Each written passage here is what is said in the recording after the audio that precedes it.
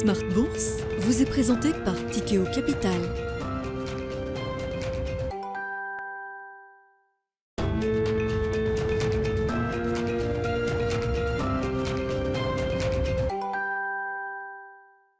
Bienvenue dans Smart Bourse, votre double dose quotidienne de marché en direct sur Bismart. Chaque jour à la mi-journée, 12h30, 13h. Et en fin d'après-midi, la grande édition pendant une heure en direct à partir de 17h. Émission rediffusée sur Bismart TV à partir de 20h. Et à retrouver bien sûr en replay sur bismart.fr et en podcast sur l'ensemble de vos plateformes. Au sommaire de cette édition ce soir, 24 heures après la publication du chiffre d'inflation aux États-Unis, le marché digère un chemin de normalisation monétaire qui sera peut-être encore un peu plus dur que ce qu'on imaginait aux États-Unis, peut-être également en Europe.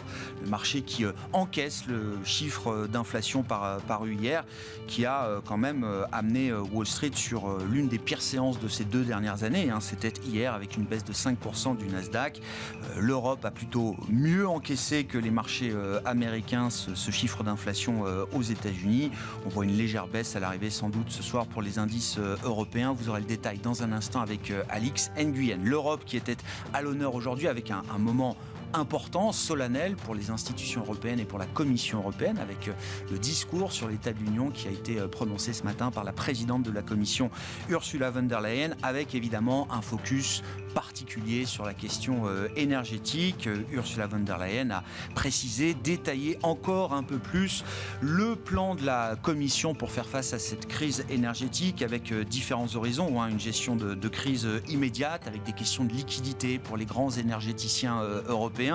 La question évidemment de la facture énergétique qui sera accommodée au niveau européen avec différents mécanismes qui visent à limiter notamment le prix de revente de l'électricité dite propre sur le marché à 180 € le mégawattheure. Et puis l'Europe mettra également à contribution les profits des énergéticiens les moins propres en l'occurrence à travers une contribution de solidarité. L'ensemble de ces mécanismes pourrait rapporter jusqu'à 140 milliards d'euros, un chiffre qui est une estimation sans doute à préciser dans les prochaines heures ou les prochains jours. Ces montants seront redistribués aux États européens pour soutenir les ménages, les entreprises et investir également un peu plus vite encore dans les énergies du futur. Pour l'Europe, la Commission européenne qui veut également commencer à réfléchir à de nouvelles règles budgétaires. Les règles budgétaires pré-Covid étant évidemment complètement caduques aujourd'hui, il va falloir repenser ce cadre budgétaire. C'est un long chemin qui est devant nous et la Commission commencera à proposer quelques pistes de réflexion courant octobre. Voilà ce qu'a annoncé Ursula von der Leyen ce matin à l'occasion de son discours sur l'état de l'Union. Nous traiterons ces sujets avec nos invités de Planète Marché dans un instant et puis dans le dernier quart d'heure, nous nous focaliserons sur les dernières tendances au sein de l'industrie ETF avec le responsable ETF d'Amundi, Arnaud Linas, qui sera avec nous en plateau à partir de 17h45 pour revenir notamment sur la dynamique de collecte. L'été visiblement marque un point de rupture en matière de collecte vis-à-vis des produits indiciels et puis on décryptera avec lui également où vont les intérêts des investisseurs aujourd'hui en fonction des différentes classes d'actifs.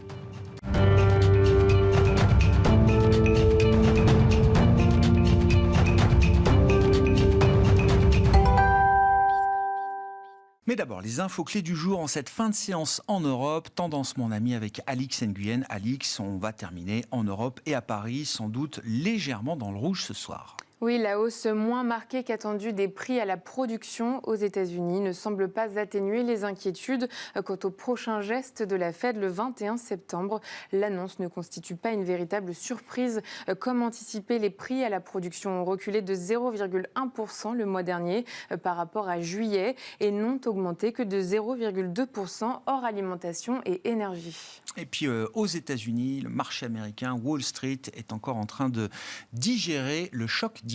Et encore meurtri d'hier, la bourse de New York a ouvert en légère hausse après avoir accusé hier sa pire séance en 2 ans. Mais comme à Paris, la tendance reste prudente. Sur le marché obligataire, les rendements des emprunts d'État se maintiennent près de leur pic. Le 10 ans américain se détend et se rapproche de ses plus hauts du mois de juin. Et puis du côté de l'actualité des entreprises, un message positif en provenance de chez Starbucks. Oui, Starbucks revoit ses prévisions de croissance à la hausse. La chaîne de café dit anticiper une croissance annuelle des bénéfices allant de 15% à 20% sur les 3 prochaines années.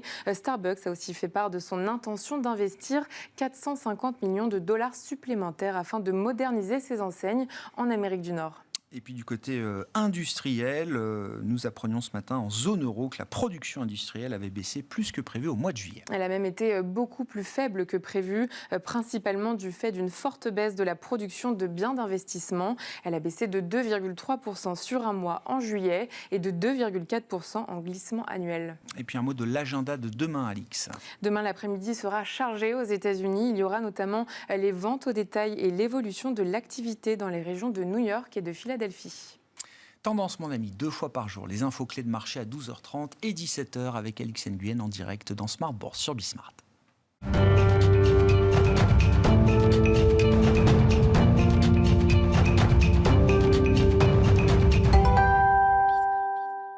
Trois invités avec nous chaque soir pour décrypter les mouvements de la planète marché. Alain Dubrul est avec nous ce soir, le directeur de la gestion de Claresco. Bonsoir Alain. Bonsoir Grégoire. Merci beaucoup d'être là. Merci à Gustavo Orenstein d'être avec nous également ce soir. Bonsoir Gustavo. Bonsoir. D'être responsable de la recherche macro et de l'allocation d'actifs de Dorval Asset Management. Et Vincent Genzi avec nous également en plateau. Bonsoir Vincent. Bonsoir Grégoire. Ravi de vous retrouver. Vous êtes directeur de la stratégie d'investissement de Cholet Dupont Oudard. Vincent, je commence avec vous. 24 heures après, on digère effectivement ce chiffre d'inflation aux États-Unis. On peut mesurer l'inflation de différentes manières.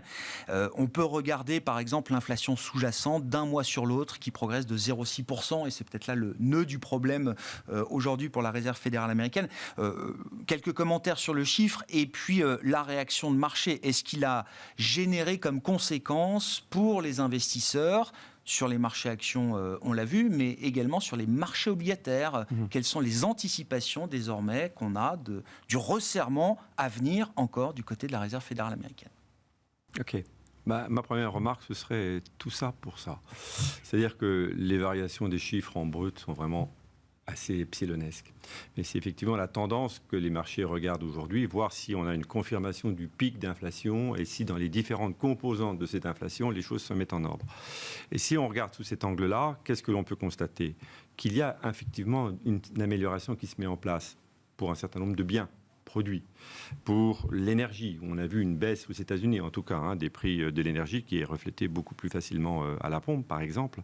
En revanche, d'autres compartiments comme l'agroalimentaire, l'alimentation, tout ce qui est loyer, qui est très important dans l'inflation des services. Services de santé aussi, c'est des items importants. On ne voit pas encore ce signal. Ce à quoi, qu'est-ce qu'on peut dire, c'est qu'il faut laisser du temps au temps. L'inflation, de toute manière, c'est comme le chômage, c'est un indicateur retardé par rapport à l'économie. Donc ce n'est pas en regardant les chiffres d'aujourd'hui que l'on voit exactement ce qui s'est passé. Les chiffres que l'on voit aujourd'hui sur l'inflation reflètent un peu des tendances de ces 2 derniers mois. Et donc, oui, les marchés se plaisent à anticiper et à espérer chaque fois qu'on va avoir une confirmation, une accélération du ralentissement de l'économie. Mais il faut être patient, ça prend du temps. Ça prend beaucoup de temps. Donc moi, je crois qu'il faut garder ça à l'esprit. Il y a non, mais quand vous dites ça, Vincent, ça veut dire, il y a l'idée quand même... Alors évidemment, il y a la politique monétaire, la stratégie, mais il y a l'idée quand même qu'une partie de l'inflation et des problèmes d'offres encore peut-être qui génèrent de l'inflation vont se résorber d'eux-mêmes, si je puis dire. Oui. C'est évident. D'accord. On le voit déjà sur le tarif c'est bien de le rappeler. Sur les délais de livraison. Et on a une expérience historique qui est la sortie de la guerre, 1945, où on voit qu'il y avait aussi un excédent d'épargne colossal, des consommateurs qui s'étaient précipités vers ce qu'on pouvait consommer à l'époque et il n'y avait pas grand-chose à consommer. Donc il y avait une inflation et puis l'offre avait fini par se développer, il y avait un rééquilibrage et l'inflation a fait ralenti. Mais ça prend du temps. On ne relance pas toutes les entreprises ou toutes les industries où on ne remet pas à niveau l'offre au niveau où il était avant le Covid du jour au lendemain. Donc il faut rester patient. Mais les marchés par nature sont impatients, d'autant qu'à côté, il y en a un autre qui est impatient, c'est le gouverneur, enfin c'est le président de la Fed. Ouais. Et donc, effectivement, on pourrait être patient, mais on se demande si la Fed va également rester patiente ou non. D'où les impacts que ça a sur les marchés de taux, puisqu'on a repricé effectivement 100% de hausse des taux à la prochaine réunion, et voire peut-être encore une fois 75 points de base à la suivante. Le taux terminal, il était entre 3,75 et 4, il est plutôt entre 4 et 4,25. Le taux terminal, qu'est-ce que c'est? C'est le niveau auquel on peut s'attendre de la part de la Fed, une fois qu'elle aura considéré qu'elle a fait son boulot et qu'elle n'a pas besoin de durcir davantage sa politique. On verra. Je rappelle qu'il y a 1 an, le taux terminal de la Fed, c'était 2,5. Donc, oui. on voit que les choses mais ont ça bien montre changé. bien Donc, l'ampleur du effectivement, sujet. on a une inflation qui est sticky, qui est un peu collante, et je pense que c'est malheureusement logique. Mais je suis assez confiant quand même de l'évolution des choses aux États-Unis dans un calendrier qui reste très difficile à évaluer. Donc, les taux se sont réajustés. Les taux longs ne vont peut-être pas aller beaucoup plus haut que les niveaux actuels, parce que derrière, il y a quand même le ralentissement qui se met en place et qui devrait calmer un peu la pression sur les taux longs. Quant aux actions, la réaction a été très très forte. Pour moi, elle dénote le fait qu'on reste dans un marché très volatile, un marché de trading. Autant il y a des acheteurs qui reviennent sur les points bas, autant dès qu'on est un peu sur des résistances techniques et que ça patine, il y a moins d'enthousiasme. Il y a moins d'enthousiasme, donc il y a naturellement moins d'acheteurs. Et puis dès qu'il y a une mauvaise nouvelle, ceux qui ont acheté dans le creux revendent parce qu'ils sont traders. Donc ça a effectivement amplifié la tendance. Gustavo, vos commentaires. Alors, j'aime bien ce que décrivait Vincent, c'est-à-dire qu'il faut être patient et il faut regarder un petit peu devant. Sauf qu'aujourd'hui, ce que je comprends de la fonction de réaction des banques centrales et de la Fed en premier lieu, c'est que on ne cherche pas à être forward-looking. On regarde ce qui se passe, le chiffre qui est publié, et on calibre, en tout cas c'est officiellement ce qu'on décrit, et on calibre le rythme de resserrement sur des indicateurs qui sont déjà peut-être un peu retardés.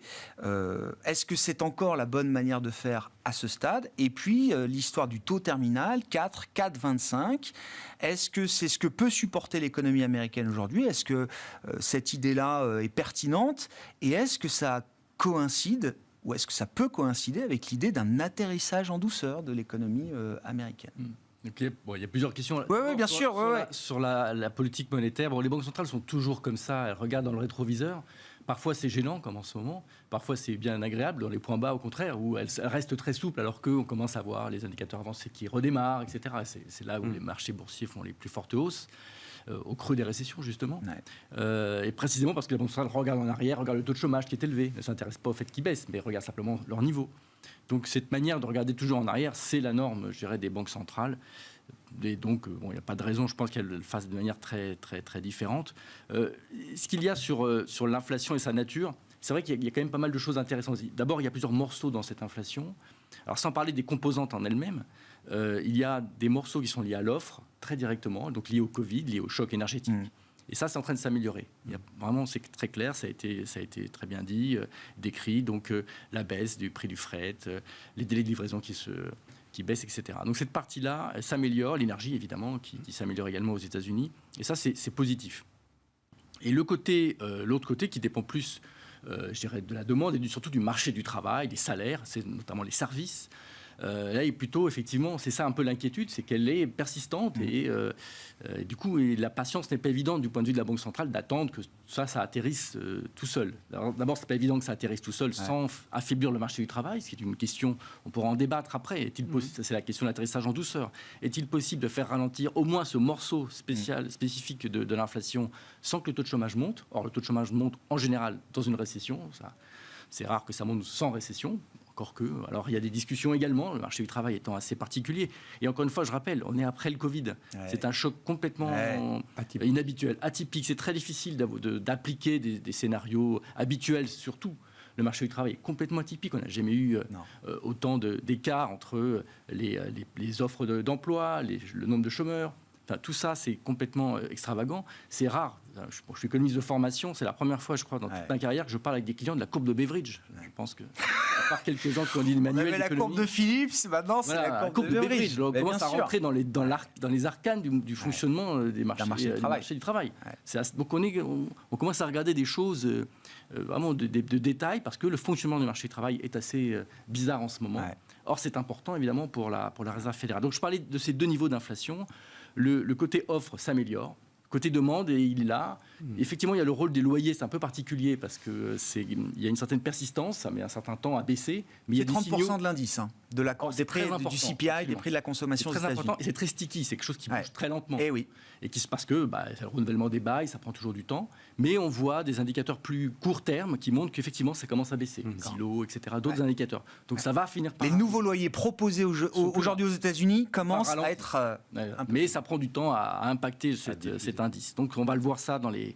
Mais ça ne change pas quand même la question du marché du travail et que le fait qu'il soit très tendu et que la Fed veut vraiment que quelque part que le marché du travail atterrisse. Est-ce qu'il faut que le chômage monte ou pas ? Grand débat. Powell a dit très clairement, il est prêt à ce qu'il y ait quelques milliards qui est un coût pour lutter contre cette inflation parce qu'elle s'installe. Et si elle s'installe, notamment dans la formation des salaires, eh bien, on sait que c'est très difficile après de la... Ce sera plus coûteux de laisser l'inflation s'installer que de faire monter le taux de chômage jusqu'à 4,5%. Ça, c'est une question. Or, aujourd'hui, donc, le pricing, ça a été dit sur la partie des taux des Fed Funds, 4,25%. Ce qui, dans le fond, n'est pas si délirant. Il y a aussi une question qui est complexe. C'est que ça fait 10 ans qu'on vit avec des taux très bas. Et on s'est tous habitués, c'est un effet mémoire, on s'est habitué à des taux très bas. Et donc 4,25 ou 5, ça a l'air complètement fou. Non, c'est pas possible. Si, c'est possible. C'est dans le domaine des choses possibles, en tout cas. Donc que le marché price, pourquoi pas au-delà des 4,5 sur les taux courts, ça ne me semble pas complètement déraisonnable. Et pareil sur les taux longs. Et là, sur la question des taux longs, je reviens un instant sur la relation avec l'inflation, parce qu'il y a quand même un paradoxe. C'est que tout ce qui améliore l'offre est positif pour la demande. C'est positif pour la consommation. On voit, par exemple, la baisse du prix du pétrole va faire rebondir la confiance des ménages aux États-Unis, et pourquoi pas demain la consommation. Alors, qu'est-ce qu'il en est du ralentissement ? Alors, on veut faire ralentir, et puis on a un effet positif qui réaccélère. Moi, pour ça, par exemple, en tout cas, sur les marchés, nous évitons totalement la duration, et nous avons vraiment zéro duration dans le portefeuille, parce que je crois qu'on a encore du mal à imaginer que les taux continuent de monter, notamment les taux longs. Mais il n'y a rien d'anormal à cela. Plus l'économie américaine est résistante, plus les taux longs vont monter. On a l'impression quand même d'un régime économique, un peu un espèce de stop and go, quoi. C'est-à-dire, comme vous dites, je vous passe la parole, Alain, bien sûr, mais le risque de récession arrive, le pétrole rechute de 30%, et boum, c'est tout de suite un appel d'air pour un consommateur américain qui n'est pas en si mauvaise forme que ça non plus. Donc on a une espèce de stop and go permanent dans ce cycle qui est... C'est rappelé à chaque fois, il y a le plein emploi et des bilans relativement solides. Ce n'est pas généralement des conditions d'énormes récessions ou quoi que ce soit. Donc on a une impression d'une résistance, et cette résilience, eh bien, elle pousse plutôt à la hausse sur les taux longs. Alain, vos commentaires, puis on ouvrira le sujet énergétique européen, qui est l'autre gros morceau du jour. Tout ça. Non, on dit que la Fed est backward looping, mais en fait, alors c'est vrai, je suis tout à fait d'accord avec ce qui a été dit sur le fait qu'en amont, l'inflation commence à se calmer. C'est clair, c'est sûr. Maintenant, dans des économies comme celle des États-Unis, les salaires, c'est 2/3 du PIB. Et je pense que là, pour le coup, la Fed est forward looking, et c'est pour ça qu'elle augmente ses taux. C'est qu'elle ne veut pas que ça dérape complètement sur les salaires. Alors déjà, aux États-Unis, c'est quand même mal parti, parce que c'est déjà très fort. Notons qu'en Europe, on critique beaucoup les gouvernements pour faire des subventions, pour que le prix de l'énergie ne monte pas et que ça creuse le déficit, c'est vrai. Mais aussi, ça contribue à une certaine modération salariale qui évite un dérapage de la situation. Donc aux États-Unis, ce qu'on a aujourd'hui, c'est qu'en fait, on a une économie qui reste plutôt bonne, avec des salaires, avec un chômage en effet qui est très faible. Et moi, j'ai tendance à penser que tant que l'emploi sera bon, l'inflation, elle va rester, somme toute, assez prégnante, parce que quand l'emploi est bon, les gens ont de la confiance. Quand ils ont de la confiance, ils dépensent, quitte à s'endetter, puisqu'on voit depuis quelques mois qu'ils ont un peu tiré sur les cartes de crédit, mais tant qu'ils ont un job, où est le problème ? Donc pour l'instant, la machine fonctionne très bien. Et qu'on regarde en Europe ou aux États-Unis, alors c'est vrai, là j'avais un déjeuner avec Arkema qui disait que le mois de juillet était assez faible dans l'industrie, donc ça corrobore les la chimie à Arkema, bien sûr. Voilà. Mais quand même, pour l'instant, quand on entend les sociétés, aussi bien aux États-Unis qu'en Europe, l'activité spot est incroyablement bonne. Enfin, personne ne sait où on va, ça ralentit un peu, mais pour l'instant, ça résiste incroyablement bien. Certains industriels vous disent même, mes carnets de commandes sont tellement remplis, tellement comprimés que s'il y avait un peu de détente, finalement, c'est pas mal. Ça me permettrait de servir des commandes que je peux pas servir parce que je suis encore dans l'immobilier, les taux montent. Ils ont pris pratiquement, enfin les taux longs ont pris 200 points de base, plus 2%. Donc à terme, les emprunts immobiliers vont être beaucoup plus chers. Donc s'il y a un truc où clairement... Là, c'est 6% le taux de mortgage aux États-Unis. Aux États-Unis, la demande de logements neufs ou de construction neuve ralentit, c'est clair, et ça sera encore plus le cas dans 6-12 mois. En Chine, ça fait un moment que c'est un problème. Et en Europe, on voit bien que c'est en train de ralentir. Donc quand le bâtiment va tout voir, en tout cas, clairement, ça va ralentir l'économie à horizon 6, 12, 18 mois. Mais le paradoxe, c'est qu'à l'instant T, on ne compte plus les chantiers qui ne sont pas terminés, tout le monde est rush, on ne trouve pas de gens pour faire les chantiers. On ne trouvait pas de matériaux, là c'est en train de s'améliorer, mais enfin, aujourd'hui les chantiers sont encore gravement en retard. Donc d'un côté, en spot, ça va incroyablement bien, mais plus on avance, plus on voit que l'avenir s'assombrit. Ouais. Et par exemple aux États-Unis, pourquoi le marché était aussi décevant à mon avis hier, c'est qu'il y a beaucoup de rachats de short, de gens qui se disaient oui, l'inflation va commencer à être un petit peu meilleure, donc je ne peux pas me permettre d'être short face à ça. Ouais. Et puis patatras, ce n'était pas le cas. Ouais. Donc oui, l'inflation va ralentir, bien sûr, mais à quelle vitesse et à quel niveau? Et je crois quand même qu'il y a un côté forward-looking de la Fed, au sens où, pour l'instant, le marché de l'emploi est toujours un peu trop tendu. Ce que vous dites là, c'est une spirale salariale. Ouais, ce que vous dites là, c'est l'argument qui tue l'idée du soft landing. C'est-à-dire non, pas forcément. Non, pas forcément. Le problème, c'est que comme on consomme encore un peu sur la confiance qu'il y a à l'emploi, le jour où le ralentissement de l'économie va finir par toucher l'emploi, on risque d'avoir un effet château de cartes. C'est-à-dire que l'emploi ralentit, donc la confiance des consommateurs baisse, donc ils épargnent davantage. Donc là, on a un impact potentiellement brutal sur la consommation. J'espère pas, mais c'est peut-être le risque auquel on fait. Parce qu'aujourd'hui, finalement, quand on regarde les indicateurs d'attente de PIB, pour l'instant, ça révise très négativement sur 2023. Et paradoxalement, on révise presque à la hausse sur 2022. Oui. Donc ça veut dire qu'aujourd'hui, le discours... Jusqu'à présent, ça a été finalement, le discours des entreprises est incroyablement résilient. Et ça se détériore pas vraiment. Et pourtant, les nuages sont à l'horizon, les taux qui montent, qui vont faire baisser les prix immobiliers, qui vont faire baisser la demande, qui vont faire baisser la confiance des consommateurs. Et donc, on a d'un côté, à court terme, ça va pas si mal, mais peut-être qu'en 2023, ça va être plus dur. Et donc là, par rapport à ça, les banques centrales qui réagissent quand même aussi par rapport au prix à la consommation, et malheureusement pas au prix à la production, les prix à la consommation, c'est aussi ce qui va driver les négociations salariales, malgré tout. Oui.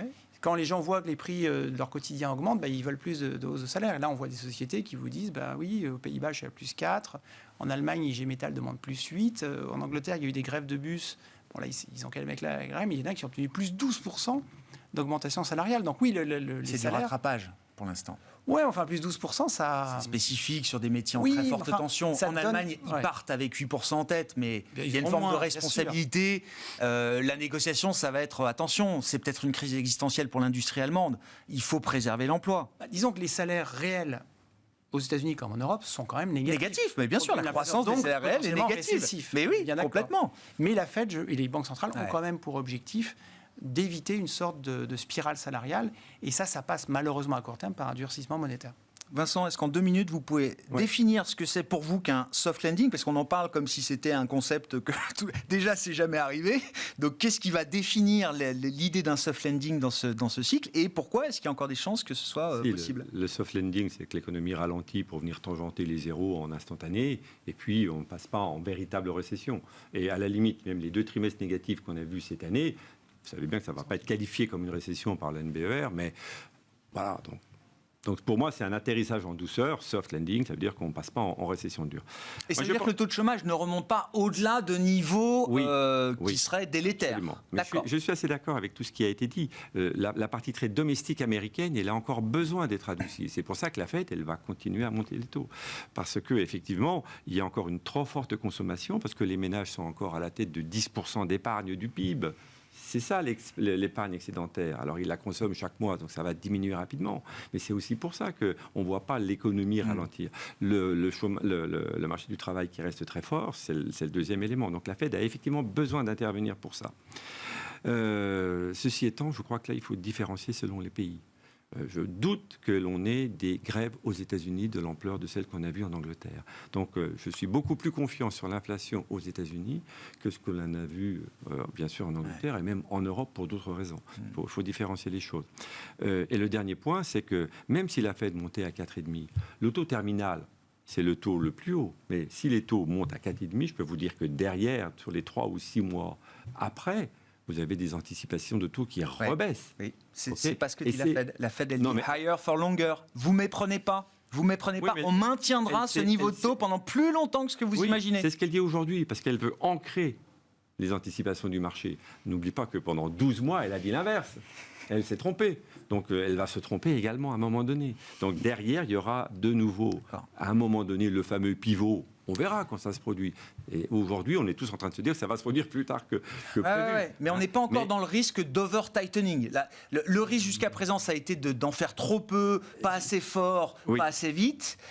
Ils sont encore dans cette phase de rattrapage d'une certaine manière, sans BP pourquoi pas la semaine prochaine, mais ça ne nous met pas dans la zone d'excès, de resserrement qui fait que le soft landing ne serait plus possible, même si on arrêtait de monter les taux dans 2 mois. On ne peut pas savoir, on peut même aller à 4,5. Après, si on a des signes évidents que l'économie a ralenti, ils feront ce qu'il faut pour qu'on reste sur le soft landing, donc ils rebaisseront les taux. Parce que si ça ralentit vraiment, je peux dire que l'inflation, elle va également fortement ralentir aux États-Unis. Parce qu'il y en a même qui croient à la déflation. Donc voilà, c'est pour ça que le côté forward-looking est quand même intéressant pour un banquier central.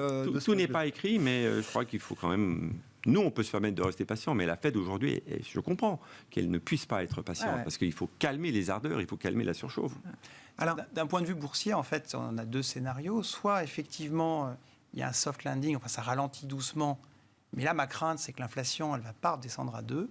Et donc, on aura une activité qui sera heureusement pas trop atteinte, mais peut-être au niveau des multiples, on aura un environnement de taux où la Fed devra rester à 4,25. Et peut-être, une des questions, c'est l'inflation long terme qui aujourd'hui est considérée comme étant à 2,5 aux États-Unis. Peut-être que si l'activité reste bonne, mais qu'on a plus d'inflation, peut-être que les break-even d'inflation à 10 ans, ils seront plutôt à 3,5. Et on aura peut-être des taux longs US qui seront plus proches de 4 que de 3. C'est pas très grave en soi, parce que ça veut dire que la dynamique des entreprises sera meilleure. En revanche, en termes de multiples de valorisation, il y a encore une marche à descendre. On aura des bons résultats, mais peut-être pas de re-rating. À l'inverse, si ça commence à ralentir fortement et que l'inflation du coup ralentit et que la Fed commence à lâcher du lest, on aura peut-être des multiples qui augmenteront, mais sur des résultats qui, eux, pourraient chuter. Après, il faut trouver le bon équilibre au milieu de tout ça, mais... Si la Fed, en tout cas dans le futur proche, se montre encore un peu plus agressive dans cette stratégie de front-loading, d'anticipation de ces hausses de taux, avec même peut-être l'idée d'un objectif terminal plus élevé, qu'est-ce que ça change pour une banque centrale comme la BCE, Gustavo ?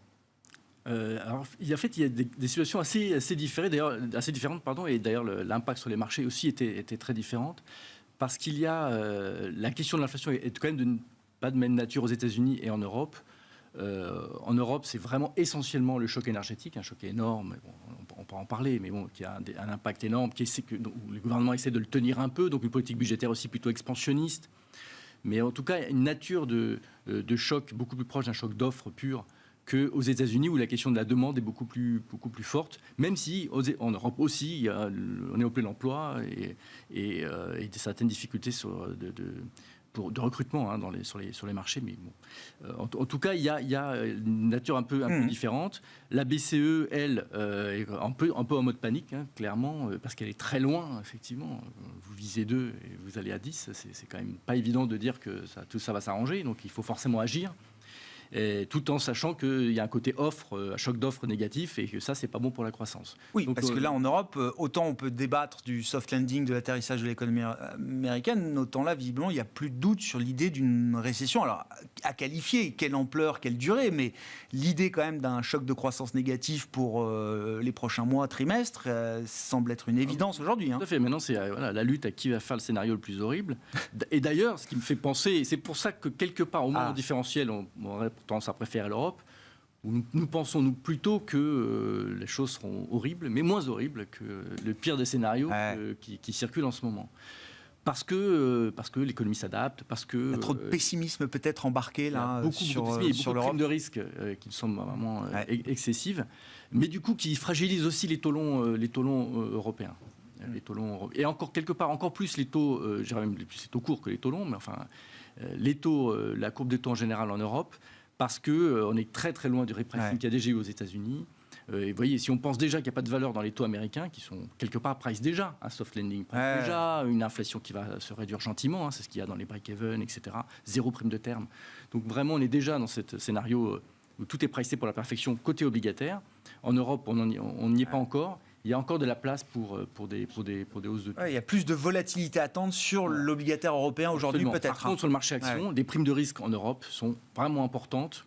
Et si on pense, mais c'est toujours spéculatif, mais enfin c'est de ça qu'on parle, après tout, on parle des marchés financiers, on considère, nous, qu'il y a plutôt des capacités d'adaptation et que les choses ne seront pas bonnes, mais pas aussi horribles que le pire des scénarios qui aujourd'hui est discuté par les économistes. Je disais, Vincent, à court terme, vous êtes encore prudent sur les actions européennes, mais il y a quand même sur du moyen terme quelque chose de constructif peut-être vis-à-vis des... Non. Non, c'est pas vrai. Non, c'est pas ce que je dis. Mais non, je pense que pour l'instant, tous les investisseurs sont focalisés sur les États-Unis en disant que c'est mieux géré, ils sont plus résilients, la Fed fera plus facilement son travail. Et l'inconvénient de l'Europe, c'est la prime géopolitique. Si on a beaucoup plus de difficultés à faire un scénario économique chez nous, c'est compte tenu de ce qui se passe de l'autre côté de la frontière entre l'Ukraine et la Russie. Ouais. Et donc, si on a vu depuis 2 jours les marchés européens relativement résilients par rapport à ce qui s'est passé aux États-Unis, c'est bien parce qu'effectivement, on a une prime de risque qui est assez élevée et qu'on a vu ce week-end la contre-attaque de l'Ukraine qui fait que certains se plaisent à penser que ça pourrait raccourcir un petit peu le fameux délai de sortie de crise. Mais on n'en sait rien. Non. Parce que moi, j'ai plutôt même la réflexion inverse, c'est-à-dire me dire si l'Ukraine, et évidemment qu'on est content de voir ces avancées de l'armée ukrainienne, mais comment ça réagit en face? Mais je sais bien. C'est-à-dire que le gars paniqué dans son bunker, qui voit la pression monter, en plus l'excédent budgétaire russe visiblement a fondu comme neige au soleil là au mois d'août, etc. Est-ce que ça ne peut pas déclencher des décisions que personne n'a envie de voir aujourd'hui? On est d'accord. Ouais. On est d'accord. Donc, il y a les réactions du marché sur un jour et puis sur une longue période. Donc, je pense qu'une des explications sur le fait que les marchés européens n'aient pas trop mal tenu, c'est qu'on s'est dit, tiens, pour faire reculer Poutine, il faut déjà le faire reculer, il faut faire reculer son armée. Après, s'il est complètement acculé et qu'il appuie sur le mauvais bouton, je suis d'accord. Bref. Mais mais c'est pour dire que c'est très compliqué ce facteur-là, effectivement, dans la prévision et l'élaboration d'une stratégie est quand même très compliqué. Je ne pense pas qu'on puisse dès maintenant intégrer une baisse très importante de la prime de risque en Europe. C'est beaucoup trop tôt. C'est beaucoup trop tôt. Alain, rapidement, je veux qu'on parle de l'énergie quand même. Après, un point aussi, c'est qu'il faut bien tenir compte aussi dans les variations des derniers jours des marchés, des effets de change.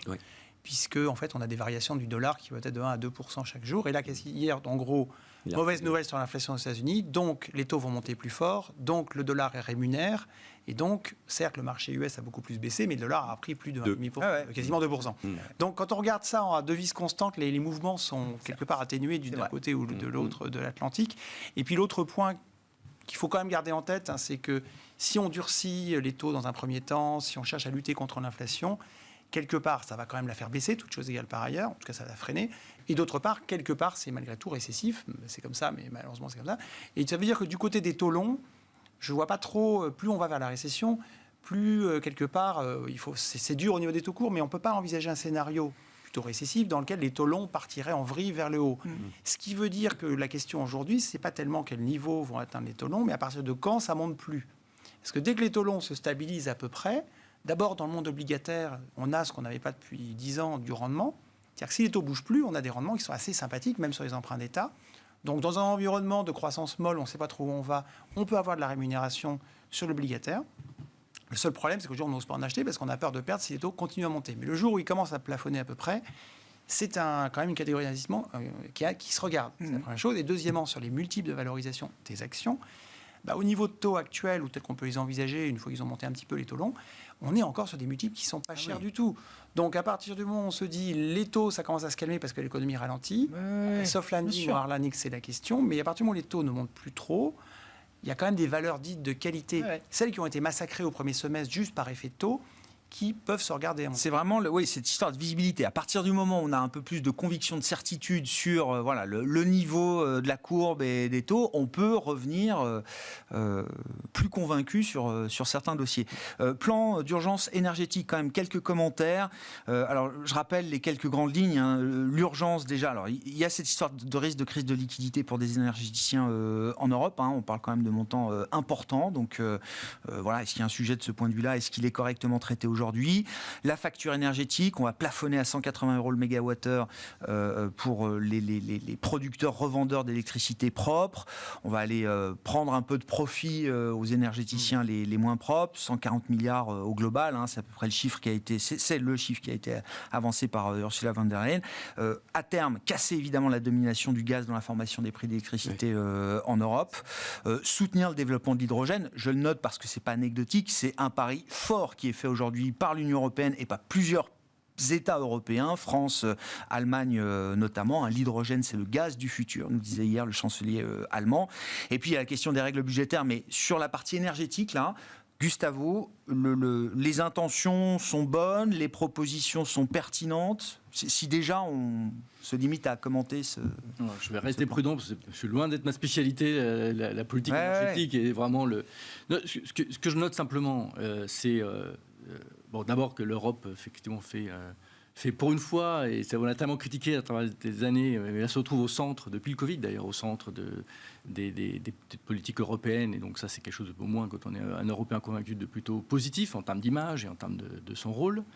Deuxième chose, je parlais de la politique budgétaire tout à l'heure, mais en règle générale, en Europe, contrairement aux États-Unis d'ailleurs, en Europe, elle reste expansionniste, elle va rester expansionniste, et que la réponse face à tous ces défis, incluant donc la transition, les questions climatiques et la transition énergétique, c'est des plus grands plans de relance, et que donc il y a là, en termes macroéconomiques, mais également en termes sectoriels, un endroit où effectivement il y a une relance, il y a des plans, il y a de la visibilité. Next Gen EU déjà est loin d'avoir été consommé. Je veux dire, on n'a pas vu encore tous les effets de ce plan. Cette banque d'investissement, donc il y a quand même beaucoup d'argent qui se dirigeait dans cette direction-là, et donc cette relance verte toujours continue, et donc là c'est toujours un thème en tout cas d'investissement, des entreprises qui peuvent en bénéficier, qui nous semble intéressant. Ouais, c'est à la hauteur des enjeux. Enfin, il y a une réponse qui est... il semblerait en tout cas que le choix, face à toutes ces difficultés, le choix a été fait de plutôt faire de la croissance, verte certes, mais de la croissance et des choix de dépenses, plutôt que d'énormément de choix de la décroissance, qui aurait pu être aussi un choix d'économie. C'est pas vraiment ce qui a été choisi. Qu'est-ce qui vous intéresse dans ce plan d'urgence énergétique ? D'abord, c'est un sujet quand même qui est assez complexe, et la façon dont ça va s'appliquer concrètement reste à voir. Moi, je pense que c'est des vœux pieux et que c'est globalement du bullshit. Vous pensez que tout ce que je viens de dire, là, ça verra pas le jour ? Non, c'est pas ça. Non, ce que je veux dire par là, c'est qu'en fait... quand il n'y a pas assez d'énergie, on ne peut pas faire grand-chose. On prétend qu'on veut plafonner le prix auquel on va acheter le gaz russe, mais s'ils sont pas... Alors le gaz, non, je crois que pour l'instant... Ça, c'est des vœux pieux, globalement. Si le prix leur convient pas, ils nous en vendront pas. Alors, par exemple, on dit plafonner le renouvelable à 180 € du mégawatt. Très bien. Enfin, on oublie que la plupart des contrats de renouvelables depuis 10 ans sont des contrats subventionnés, dans lesquels les gens étaient bien contents de s'engager à vendre à 120, 600, puis 400, puis 200, puis 120. Donc en réalité, les producteurs de renouvelables, leurs prix sont capés depuis longtemps, et c'est pas nouveau. Alors c'est uniquement les unités marginales qui seraient éventuellement mises en place aujourd'hui, mais en fait, c'est très incantatoire de dire ça, parce que la réalité, c'est que le renouvelable, il est déjà vendu à un prix défini depuis très longtemps, parce que ce prix était subventionné. Et donc, le débat qui était en France, c'était de dire, aujourd'hui, finalement, les producteurs de renouvelables vendent à un prix garanti historiquement supérieur, mais aujourd'hui inférieur au prix de marché. Et donc, pour l'instant, c'est l'État qui se goinfre entre les 140, 160, 120, ça dépend des périodes, et les X, je ne sais pas combien auxquels il revend. Et le débat, c'était de se dire, le jour où l'État aurait les surprofits, là je parle de la France, pareil ailleurs, là où les surprofits de l'État dépasseraient les 10 ans de subvention, alors est-ce que l'État va le garder pour lui ou pas ? Première remarque, de là à ce qu'on rattrape les 10 ans de subvention de l'État, il y a encore beaucoup de chemin. Donc pour l'instant, l'État est toujours déficitaire par rapport à l'investissement qu'il a mis, on va dire, dans la production de ces énergies. Aujourd'hui, il y a peu de utilities qui font des surprofits sur du renouvelable qu'ils ont déjà vendu à terme. Donc je vois pas trop ce que ça apporte de nouveau. Moi, le seul point que je retiens de tout ce qui se dit en ce moment, c'est que le marché est très très stressé par les prix du mégawatt électrique qui, dans un marché de spot, a toujours évolué de manière très erratique. Et par moments, dans les grands froids d'hiver, il y a des jours où on est à 1 000, 4 000 € du mégawatt. Rappelons que c'est que quelques heures par an, et c'est sur quelques unités marginales. Donc là, ce que j'ai bien compris, c'est qu'on a dit, oui, on ne dépassera pas 4 000 € du mégawatt, ce qui est déjà énorme, Mais enfin, c'est une façon de dire finalement, pour éviter que le mécanisme de formation des prix, qui est l'unité marginale de production, pour éviter d'arriver par moment à des niveaux délirants, on va dire on plafonne et au-dessus de ce prix, on contingente, c'est-à-dire on force la baisse de la consommation. Mais de certaine façon, si le marché était efficient, cette baisse, elle serait naturelle. C'est-à-dire que les jours de grande alerte, comme je crois qu'on va avoir des alertes éco-watt cet hiver, les jours où il faut faire très attention, le problème, c'est que chez vous, on ne vous dit pas ce soir, vous allez payer votre kilowatt 20 fois le prix normal. Ça ne passe pas comme ça. Donc, une façon, parce que ce serait trop complexe, donc une façon de calmer le prix marginal sur les prix de gros, c'est de dire, au-delà d'un prix, on s'arrête. Et du coup, là, c'est une façon de forcer la consommation à la baisse. Ce n'est pas idiot, d'une certaine façon. Parce qu'on peut, à ces prix-là, en effet, tous faire des efforts. Et ça évite. Ça, c'est en attendant la réforme du prix, de la formation du prix de l'électricité. En fait, on ne peut pas faire des prix artificiels sur un marché. Donc moi, c'est pour ça que je me méfie de tout ça. Qu'on limite le truc pour le consommateur, je veux bien, mais ça reste des trucs assez artificiels. En revanche, qu'on joue pour éviter qu'on ait des prix spot qui arrivent sur des niveaux délirants qui font peur au marché, ça, je pense, c'est une bonne idée. Parce qu'à ces prix-là, de toute façon, si tout le monde les payait en moyenne et non en marginal, la demande s'effacerait. Notons aussi que sur toutes ces questions, on a quand même une grosse destruction de demande. Chez les particuliers qui n'ont pas vu la hausse des prix, on en a un petit peu parce qu'on sensibilise les gens. Mais les industries... surtout les industriels, déjà, de toute façon, sans... Monsieur Marché a fait son effet. À ces prix-là, et avant même l'histoire de la guerre ukrainienne, il y a quand même aussi des plans de sobriété qui étaient réfléchis, voire mis en place dans certaines entreprises et certaines industries pour aller vers le neutre carbone, etc., qui sont des objectifs que tout le monde a en tête. Par exemple, dans l'azote, les engrais azotés, il y a pas mal d'usines européennes qui se sont arrêtées parce qu'à ce prix-là, ça vaut plus le coup. Du coup, les agriculteurs vont plus avoir assez d'engrais pour l'année prochaine, donc ça peut peser. Donc, il y a aussi l'effet. Quand on pense à la récession ou au ralentissement économique, il y a deux volets. Il y a le fait moindre demande de consommateurs qui doivent se serrer la ceinture, mais aussi des gens qui vont arrêter de produire parce que ça vaut plus le coup. On prenait l'exemple de gens qui n'allaient pas ramasser leurs poires parce que les mettre dans le frigidaire à 800 euros du mégawatt, ça vaut pas le coup. Donc là, vous peut-être trouver un mécanisme de prix moyen plutôt que de prix marginal pour faire en sorte que les poires soient ramassées. On n'a pas vu encore le bout de ces effets en cascade générés par cette crise énergétique. Sur le plan européen... Qu'est-ce que je peux dire en complément ? C'est que ça ne va pas empêcher de courir le risque de rupture d'approvisionnement cet hiver. Il n'y a que si on se serre un peu la ceinture qu'on y arrivera un petit peu plus. Enfin, en ce qui nous concerne, si EDF arrive à réparer un peu plus vite ses centrales, ça ira mieux.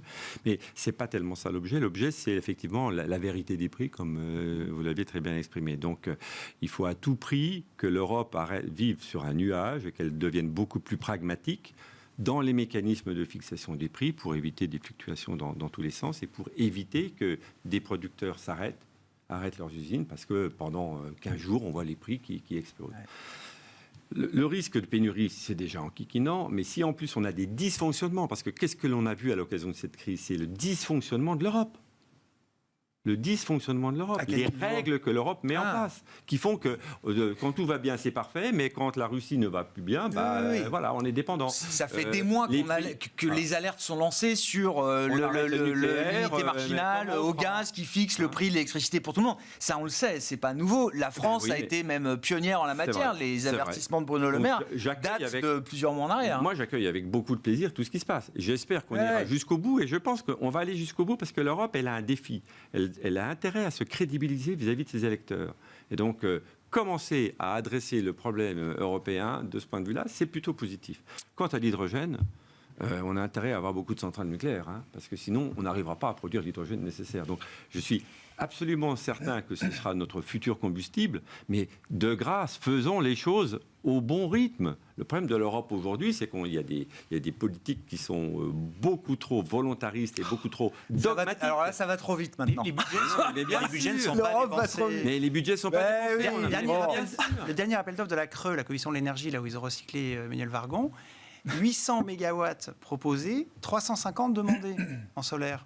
C'est sûr. Pourquoi ? Et en plus, ils ont été demandés dans des zones comme l'Est de la France, c'est pas là où il y a le plus de soleil, parce qu'on ne retrouve pas d'endroit, on ne trouve pas d'autorisation. Il y a un énorme frein.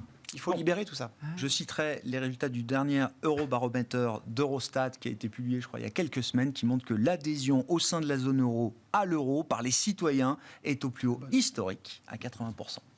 Niveau qui n'a jamais été atteint dans cet eurobaromètre qui suit donc l'adhésion, le sentiment des citoyens européens vis-à-vis de l'euro en tant que devise, j'entends. Merci beaucoup, messieurs. Merci d'avoir été avec nous ce soir en plateau. Grégoire. Alain Dubrul, Claresco, Gustave Orenstein, Dorval Asset Management et Vincent Genzi, Cholet Dupont Oudard.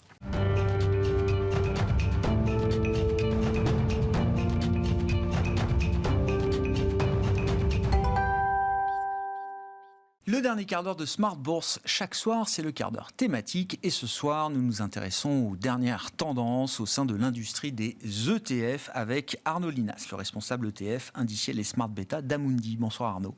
Bonsoir. Merci beaucoup d'être là. Amundi, après la fusion avec Luxor, qui est l'acteur européen leader sur ce marché des produits indiciels. C'est tout à fait ça. Voilà. Qu'est-ce qu'on peut dire alors peut-être déjà partons de la dynamique de collecte, des flux effectivement que vous avez pu observer au sein de cette industrie ETF, Arnaud. J'ai cru comprendre que les mois d'été, juin, juillet, août, avaient marqué peut-être une rupture par rapport aux tendances qu'on observait précédemment.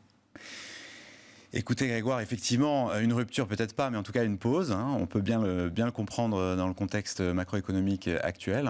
On a eu un début d'année en fanfare, avec un mois de janvier record. Plus de 25 milliards de collectes sur le marché des ETF européens, avec des prises de position très fortes sur des thèmes comme l'inflation, les valeurs value, les matières premières aussi.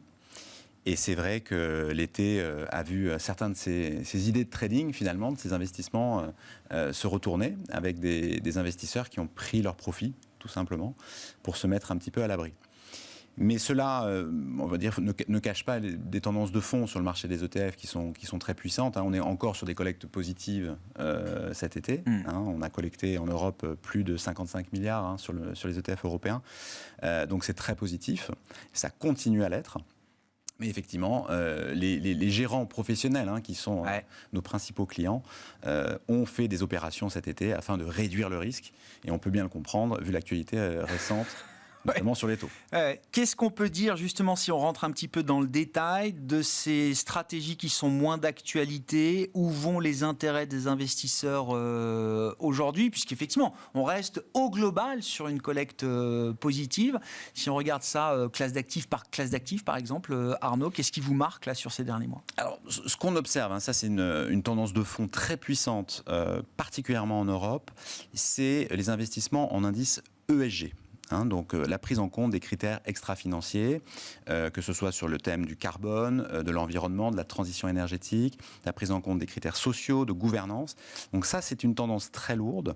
Les allocataires d'actifs transitionnent, font des rotations de portefeuille, c'est-à-dire sortent des indices traditionnels que nous connaissons tous pour aller vers les versions ESG. Donc ça va continuer. On s'attend à des rotations dans les mois qui viennent. Et ça, c'est neutre, j'allais dire, pour les allocataires. Ça, c'est neutre. On va dire que ça, c'est un delta positif en termes, en tout cas, d'inventivité, de créativité, d'innovation. Mais c'est neutre en termes de flux. Ce qu'on observe aussi, et qui ne s'est pas arrêté, c'est une tendance de fond sur la digitalisation de l'épargne. C'est-à-dire que, effectivement, les flux, notamment des clientèles retail particuliers, que ce soit via des plateformes électroniques, via des banques en ligne, via les solutions offertes par des robo-advisors, ça ne s'est pas arrêté. C'est-à-dire que les clients particuliers continuent à investir régulièrement sur les marchés, même dans ces périodes de baisse, avec des investissements programmés, tous les mois, quelques euros, quelques centaines d'euros, dans des plans d'épargne long terme. Donc là, on est moins sensible à la volatilité des marchés. Pour le moment, ces flux ne se sont pas taris, et on espère que ça va continuer. En tout cas, nos discussions avec nos distributeurs montrent qu'il y a énormément d'intérêt pour des solutions à base d'ETF, donc d'allocation d'actifs à base d'ETF. Et donc ça, on s'attend à ce que ça continue. Et ça, c'est un phénomène vraiment mondial. On l'observe partout, en Asie, en Europe, aux États-Unis. Et ça, c'est intéressant, là, cette partie retail que vous décrivez, Arnaud. Ces programmes d'investissement sont liés à la préparation de la retraite. C'est ce qui guide aujourd'hui ces programmes d'investissement chez les épargnants particuliers? Oui, essentiellement la préparation de la retraite, avec une prise de conscience aussi dans un certain nombre de pays que les systèmes de retraite vont devoir être compensée ou en tout cas complétée par une épargne individuelle. C'est le cas depuis très longtemps en Allemagne. Ça devient de plus en plus le cas, notamment dans des pays d'Asie. On peut citer Hong Kong, on peut citer Singapour. Ça viendra, on le pense, dans les pays plus latins. Donc ça, c'est vraiment des investissements long terme. C'est puissant comme driver la retraite quand même. C'est très puissant. Et effectivement, les ETF ont un avantage majeur. Cumulés sur 20, 30 ans, effectivement, des points de base de frais, cumuler les intérêts composés, ça commence à faire effectivement des économies substantielles. Donc c'est une tendance de fond. Vous avez aussi des distributeurs qui proposent des investissements plus moyen terme pour préparer des projets d'investissement, les études des enfants, l'acquisition d'un bien immobilier. Là, on est sur des horizons de 5 à 10 ans. Et effectivement, on peut mettre en place des programmes d'investissement qui correspondent au financement de ces projets-là. Au-delà alors je reprends le verdissement des portefeuilles et des allocations des clients professionnels, institutionnels. Au-delà de ce travail de verdissement, effectivement, qui est une tendance lourde, au moment où on se parle, au regard de la conjoncture, où vont leurs intérêts ? Visiblement, les stratégies de début d'année ne sont plus adaptées à l'environnement actuel. Qu'est-ce qui les intéresse dans l'environnement actuel en termes de classe d'actifs, en termes de zone géographique ? Alors on a quelques tendances de fond qui sont marquées. Effectivement, les actions européennes sont en repli. On a des sorties importantes qui ne sont pas compensées par les investissements dont je vous ai parlé. En revanche, effectivement, dans l'environnement de taux actuel, on a des investissements dans le fixed income, que ce soit sur les taux euros, les taux US, sur des maturités plus courtes. Mais dans lequel, aujourd'hui, on peut offrir des rendements qui sont effectivement significatifs, 2%, 3%. On a aussi, et ça c'est intéressant de le noter, observé que sur le marché du crédit, investment grade, aujourd'hui, la totalité des flux se font sur des indices crédits de type ESG. C'est-à-dire qu'il est aujourd'hui, quand les acteurs rentrent sur le marché du crédit, ça devient maintenant une nécessité pour eux de prendre également en compte ces critères extra-financiers, parce qu'ils jugent qu'en fait, ça permet d'ajouter une sécurité, probablement, en termes de risque, sur des critères nouveaux. Et ça, c'est nouveau. C'était déjà une réalité sur les marchés actions, mais sur ces produits taux, sur la partie crédit, c'est quelque chose de nouveau ? On va dire que c'est particulièrement fort. Si on regarde le marché des ETF non ESG, on est sur des flux nuls ou négatifs. Donc vraiment, quand les acteurs rentrent sur le marché du crédit aujourd'hui, ils le font via ces indices ESG. Parfois, même pour les investisseurs les plus convaincus, ils vont aller acheter des green bonds, alors qu'ils financent directement la transition énergétique. Ça, c'est un marché qu'on a vu naître il y a maintenant 5 ans, qui était confidentiel au début et qui aujourd'hui est un marché sérieux, liquide. Donc là, on est vraiment sur le financement concret de projets de transition. Un mot des émergents.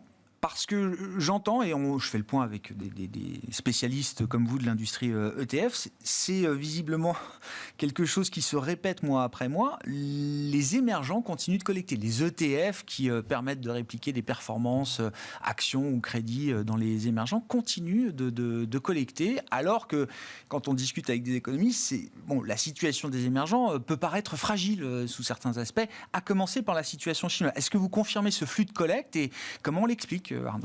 C'est vrai que c'est surprenant, Grégoire. Normalement, dans ces périodes de repli, les émergents souffrent en premier. C'est pas ce qu'on observe. On observe des flux importants sur les equity émergentes.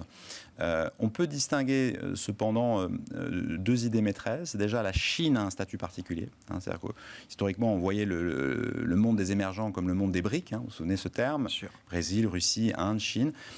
Aujourd'hui, on voit la Chine d'un côté et les émergents ex-China, en dehors de la Chine, de l'autre. Donc déjà, c'est devenu une allocation plus binaire entre ces deux zones. Effectivement, je pense que la Chine profite encore et va continuer à profiter d'un élément technique. C'est-à-dire que le marché chinois représente aujourd'hui dans les indices mondiaux, les grands benchmarks mondiaux, une part qui ne correspond pas à sa taille en termes de market capitalisation. Donc, on sait que les fournisseurs d'indices vont, dans les années à venir, probablement augmenter le poids de la Chine. Et mécaniquement, cela attire des capitaux sur la Chine. Tous les investisseurs benchmarkés sont obligés de se mettre au niveau du benchmark. Exactement. Quand la Chine ne représente pas encore dans les indices son poids naturel, qui correspondrait à sa taille. Et ce phénomène de convergence amène des flux mécaniquement. On peut d'ailleurs s'attendre à ce qu'on ait un phénomène un peu identique sur l'Inde, qui suit derrière, notamment avec des interrogations sur la rentrée de l'Inde dans les grands indices fixed income. Ah oui, l'Inde va suivre évidemment le chemin parce que cette histoire de repondération de la Chine dans les indices, c'est quelque chose que tout le monde connaît, j'imagine, dans la communauté des investisseurs. C'est quelque chose qui est identifié, flagué, comme on dit. L'Inde, c'est peut-être le prochain chemin, d'une certaine manière. Exactement. Effectivement, il y a des interrogations dans l'industrie pour faire rentrer l'Inde dans les grands indices obligataires. L'Inde n'est pas présente aujourd'hui. Et ça va amener naturellement des flux. Ensuite, pourquoi on observe des flux sur les marchés émergents? Je pense qu'il y a aussi un effet matière première. Notamment dans certains de ces pays, on peut penser au Brésil, qui naturellement profite de la crise énergétique actuelle. Donc là, on peut s'attendre à ce que ce soit, on va dire, plus tactique, plus temporaire. Merci beaucoup Arnaud d'être venu nous éclairer sur ces tendances. Alors il y a les tendances de fond lourdes et puis les tendances peut-être plus conjoncturelles aujourd'hui qu'on peut observer à travers l'industrie ETF. Arnaud Linas était avec nous, l'invité de ce dernier quart d'heure de Smart Bourse, responsable ETF indiciel et Smart Beta d'Amundi.